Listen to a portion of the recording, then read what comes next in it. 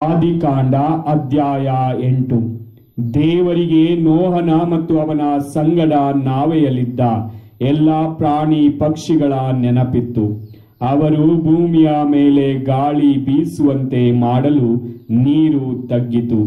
ಭೂಮಿಯ ಅಡಿಸಾಗರದ ಸೆಲೆಗಳು ಹಾಗೂ ಆಕಾಶದ ತೂಬುಗಳು ಮುಚ್ಚಿ ಹೋದವು. ಸುರಿಯುತ್ತಿದ್ದ ಮಳೆ ನಿಂತು ಹೋಯಿತು. ಭೂಮಿಯ ಮೇಲಿದ್ದ ನೀರು ಸ್ವಲ್ಪ ಸ್ವಲ್ಪವಾಗಿ ತಗ್ಗುತ್ತಾ 150 ದಿನಗಳಾದ ಮೇಲೆ ಕಡಿಮೆಯಾಯಿತು. 7ನೆಯ ತಿಂಗಳಿನ 17ನೆಯ ದಿನ ನಾವೆಯು ಅರಾರಾಟ್ ನಾಡಿನ ಬೆಟ್ಟದ ಸಾಲಿನಲ್ಲಿ ನಿಂತಿತು.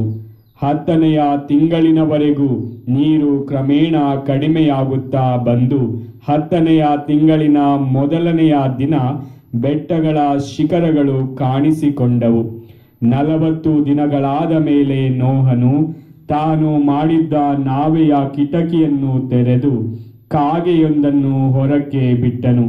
ಅದು ಭೂಮಿಯ ಮೇಲಿದ್ದ ನೀರು ಒಣಗುವ ತನಕ ಹೋಗುತ್ತಾ ಬರುತ್ತಾ ಇತ್ತು.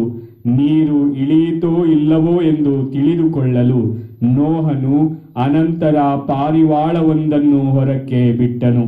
ಭೂಮಿಯ ಮೇಲೆಲ್ಲ ನೀರು ಇದ್ದುದರಿಂದ ಕಾಲಿಡುವುದಕ್ಕೆ ಸ್ಥಳ ಕಾಣದೆ ಈ ಪಾರಿವಾಳ ನಾವೆಗೆ ಹಿಂದಿರುಗಿತು.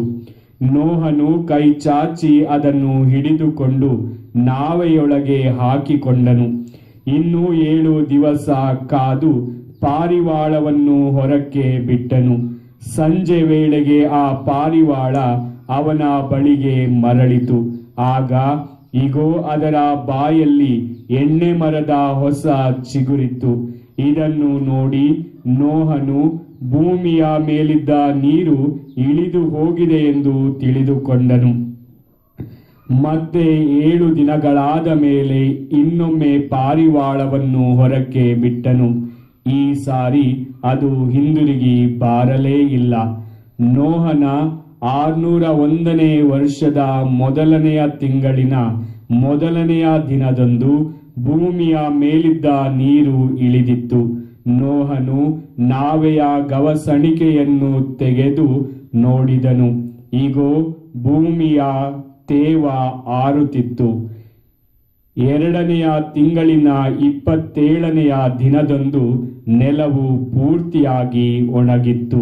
ಆಗ ದೇವರು ನೋಹನಿಗೆ, ನೀನು ನಿನ್ನ ಹೆಂಡತಿ, ಮಕ್ಕಳು ಮತ್ತು ಅವರ ಮಡದಿಯರು ನಾವೆಯನ್ನು ಬಿಟ್ಟು ಹೊರಗೆ ಬನ್ನಿ. ನಿನ್ನ ಬಳಿ ಇರುವ ಪ್ರಾಣಿ, ಪಕ್ಷಿ, ಕ್ರಿಮಿ, ಕೀಟ ಮುಂತಾದ ಎಲ್ಲಾ ಜೀವಿಗಳು ಹೊರಗೆ ಬರಲಿ.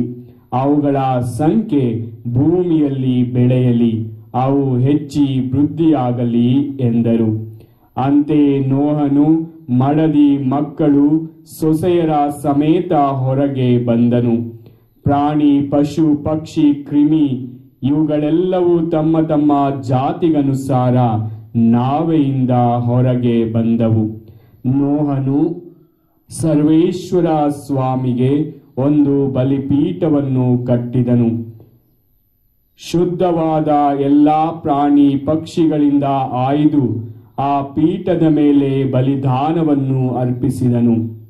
ಘಮಘಮಿಸುವ ಅದರ ಸುಗಂಧವು ಸ್ವಾಮಿಯನ್ನು ಮುಟ್ಟಿತು.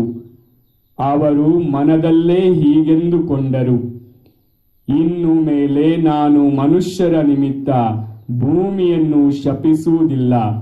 ಮನುಷ್ಯರ ಹೃದಯದ ಆಲೋಚನೆ ಚಿಕ್ಕಂದಿನಿಂದಲೇ ಕೆಟ್ಟದ್ದು. ಈಗ ಮಾಡಿದಂತೆ ಇನ್ನು ಮೇಲೆ ಎಲ್ಲಾ ಜೀವಿಗಳನ್ನು ನಾನು ಸಂಹರಿಸುವುದಿಲ್ಲ. ಬಿತ್ತನೆ, ಕೊಯ್ಲು, ಚಳಿ, ಬಿಸಿಲು, ಗ್ರೀಷ್ಮ, ಹೇಮಂತ, ಹಗಲು, ಇರುಳು ಈ ಕ್ರಮಕ್ಕೆ ಇರದು ಅಂತ್ಯ ಜಗವಿರುವವರೆಗೂ.